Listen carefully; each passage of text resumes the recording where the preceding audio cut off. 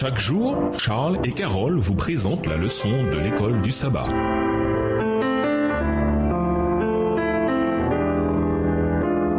Bienvenue dans votre émission Dieu nous parle. Nous la leçon de vendredi pour aller plus loin. On retrouve cette méthode en 3 étapes pour éliminer les dettes dans une page des écrits d'Ellen White. Nous avons souligné les passages concernés pour les faire ressortir. Soyez décidés à ne plus jamais contracter de nouvelles dettes pour ne pas retomber dans ce travers. Renoncez plutôt à 1000 autres choses, car ce travers a été la grande malédiction de votre vie. Il faut l'éviter comme la peste. Prenez avec Dieu, par sa grâce, l'engagement solennel de rembourser vos dettes et de ne plus rien devoir à personne, même si vous devez vous contenter de porridge et de pain. Ne flanchez pas, ne vous découragez pas et ne revenez pas en arrière. Faites abnégation de vos goûts et de vos appétits. Économisez centime par centime et remboursez vos dettes. Liquidez-les aussi vite que possible. Lorsque vous vous retrouverez entièrement libéré, ne devant plus rien à personne, vous aurez remporté une grande victoire. Texte tiré du livre Conseil à l'économe aux pages 271 et 272.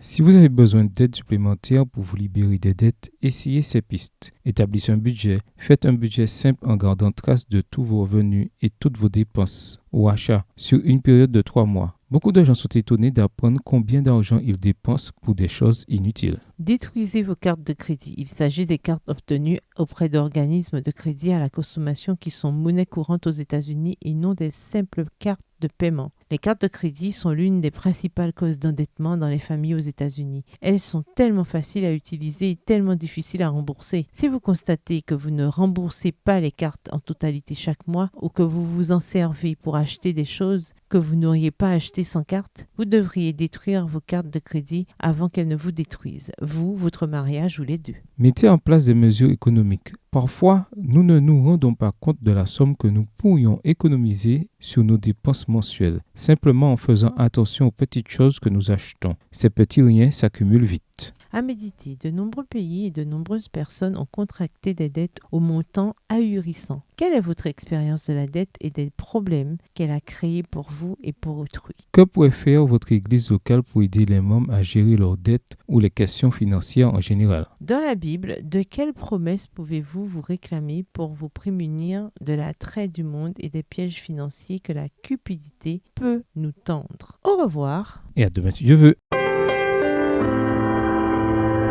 Dieu nous parle. Chaque jour, Charles et Carole vous présentent la leçon de l'école du sabbat.